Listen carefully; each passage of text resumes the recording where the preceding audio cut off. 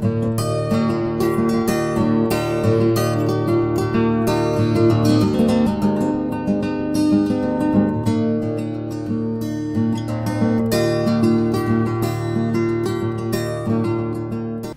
everybody, it is a new year, and one of the things that I've noticed in the last few months, a surprising trend, every time I run into somebody I haven't seen in a while, the first thing they say to me is, "You put on some weight." And yes, I'd put on about 30 pounds since my wife died. So, we're starting to change that. I'm going to make some changes, and one of the things that we're doing is adding bone broth to the diet. And today we're going to make bone broth, so we're going to show you how we do it. Now, this is some bone broth I made over the weekend, and I've been drinking a couple of these every single day. This is going to be a key part of my new diet. I've been eliminating sugar from my diet. I did this many years back. In my late 20s, I was fatter than I am now, and that says something. And I went on a no sugar, no flour diet, and I lost 65 pounds. So we're going to try something like that again, but we're going to add bone broth to the diet. We've decided to go through the fridge and see what we have that we can add to this. So we're going to start here. We've got some scallions and thyme. We've got turmeric. Now turmeric is a really good... It's super healthy in a lot of different ways. I've been having an issue with candida, and I've heard that turmeric is great to treat that, so we're going to add some turmeric, carrots, onions, ginger. Here we've got some beef bones. These are marrow bones. I bought these at the market yesterday. We've got some chicken's feet for added flavor. I've got some chicken wings for the collagen that we get out of the joints. And these are some beef shins or shanks, or depending on what you call them. We'll cook this down until all the bones and all the nutrition in the meat has been pulled out and into the liquid. And the liquid is what you'll consume. That makes it a soluble material that you just take in, and all that goodness goes straight to you. Now the first thing we're going to do is we're going to put these bones on this tray. We're going to roast them in the oven for about 20 minutes at about 400 degrees just to kind of we're trying to add more flavor to it. This bone broth that I just made over the weekend, I took the bones from the T-bone steaks that I was cooking and just made a quick broth out of it. We're going to do it much more purposefully this time, where I'm making broth specifically for broth. But first and foremost, we put the bones in this tray. We're going to throw these into the oven at about 400 degrees to get it to brown them. The butcher cut these up really good for me. These are much smaller than I was used before, and there's all this connective tissue. That's a good thing. You want that connective tissue. This is where you get the collagen, and the collagen is critical. All right, if you're like me, I've got really bad back issues, real bad joint pains. The collagen helps control that, or at least there's about 4 pounds of bones here.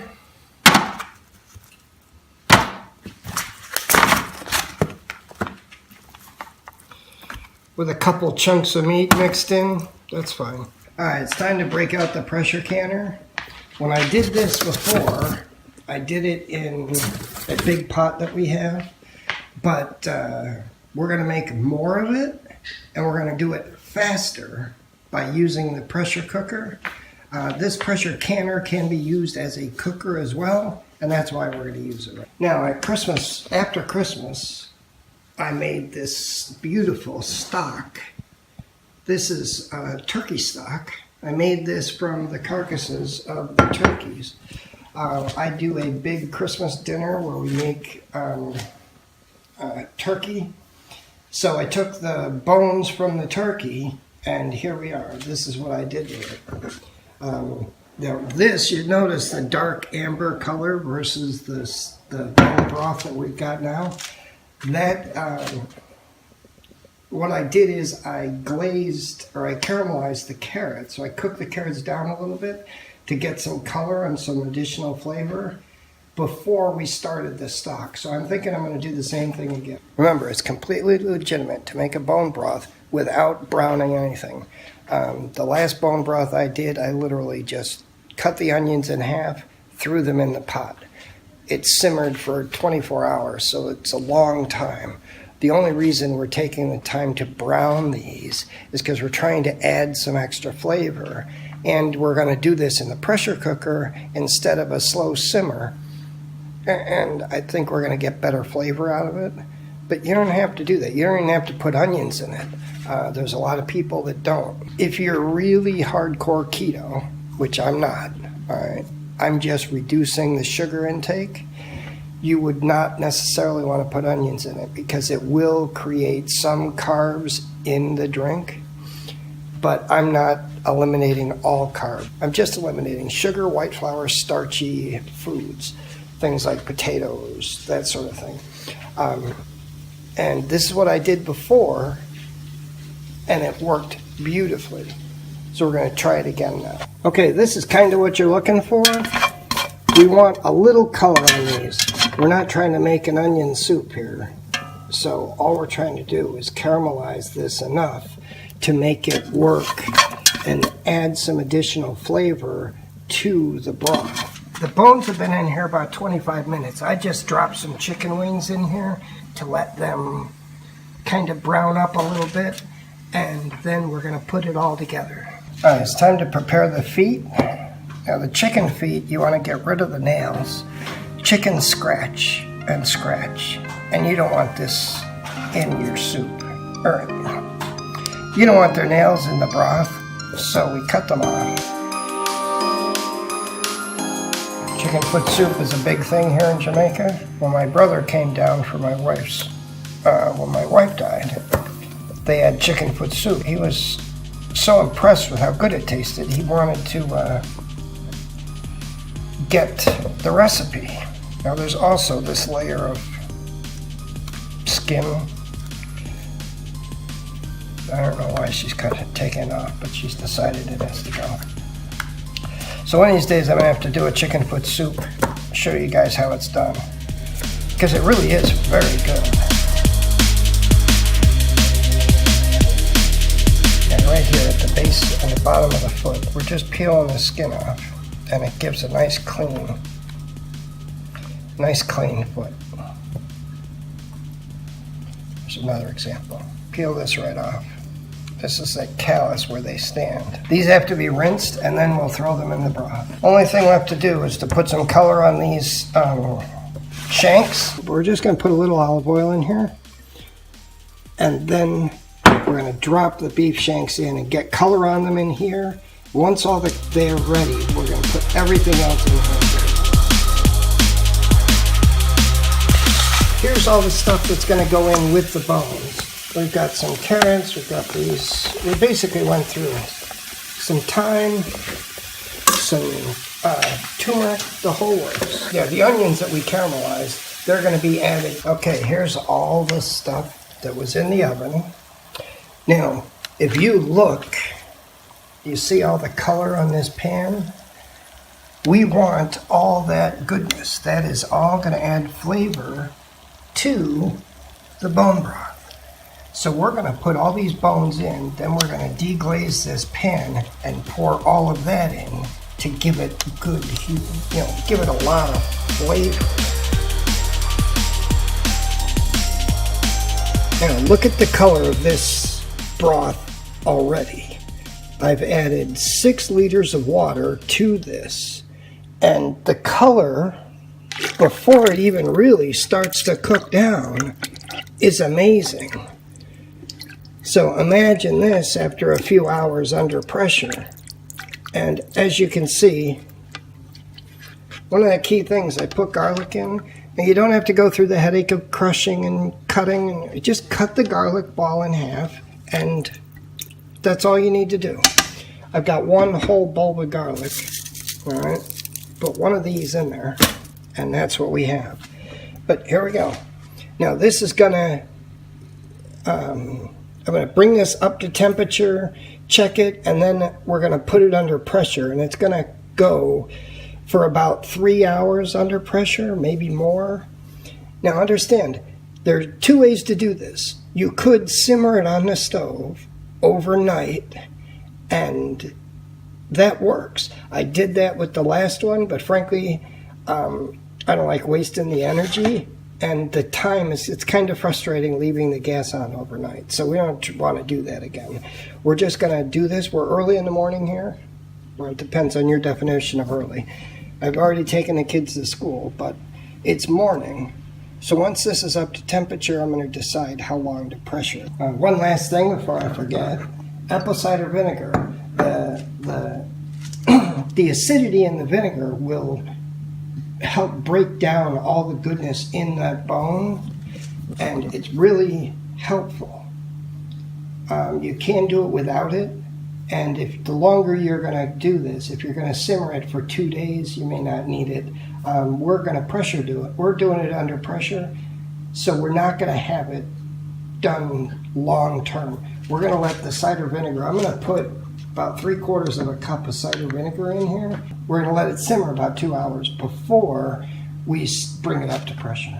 All right, now we're kind of at the point where it started to simmer, and you can see this scum. That's what I hear everyone refer to it as. And this stuff, you want to skim off as much of it as you can, because this will turn your broth bitter. Now you're never going to get all of it, but you want to get as much of it as possible, because you don't want that in your stock. You don't want that in your broth. You don't want it in your stock either. And we're going to do this a couple of times in the first hour or two. This has been going about 45 minutes, and we're starting to get the scum on it. And that's what we're trying to get rid of. I've been skimming the scum off the top every half an hour or so, and it's been a little more than 2 hours. So it's ready to go onto the pressure. We've been simmering it for quite some time. Like I said, it's almost 2.5 hours or so. Now we're going to get the pressure up and go with it from the pressure. Now you don't have to get all of the scum off, but the more you get off, the better. I put a little extra water in here. Now understand, we're using all filtered water. This isn't tap water.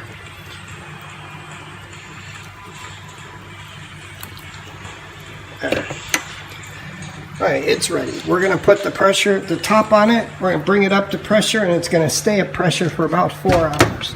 I just want to show real quick what this looks like. Okay,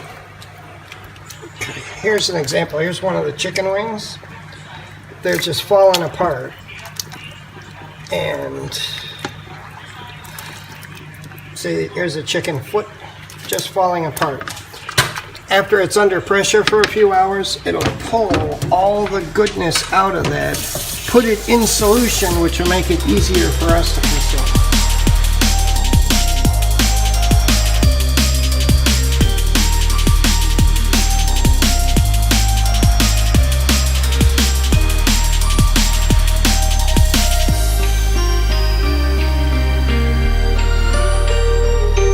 At 5 hours, I shut the heat off, and we're letting it drop just naturally. We're not adding, we're not going to put water on it. We're not going to do any of that stuff.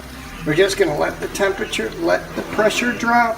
Once this gauge drops to 0, and this button here drops down, we're going to remove the pressure, we're going to remove the weight, and then we'll open it up after a few minutes.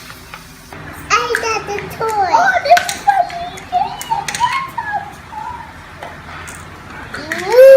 this is yours.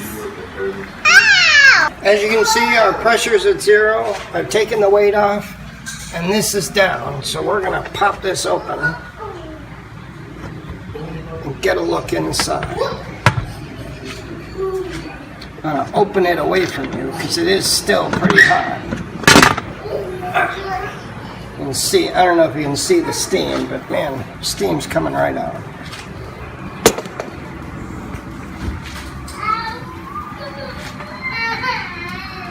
What'd you do, boy? Here's an example of what was a chicken wing. I'm going to strain this out into some metal bowls so we can separate. We're also going to use the fat separator to get the fat out of it. Personally, I don't care about the fat, but Anne-Marie's not a big fan of the fat, so we're going to ladle out, separate the fat, and go from there. I see you! Okay. This is what we've got. I see you! I see you! You can see how dark this is compared to the other bone broth. There's a lot more color, and hence there should be a lot more flavor. Biba, biba, biba. To be totally honest, I thought there'd be more, but you know, to do this right, we're gonna have to do it regularly because I'm gonna drink this. We'll drink this. I drink about 2 of these every day. So that's it for us tonight, guys. Maybe I'll go over the process of canning this. We'll see. But for now, we're out. Say goodnight.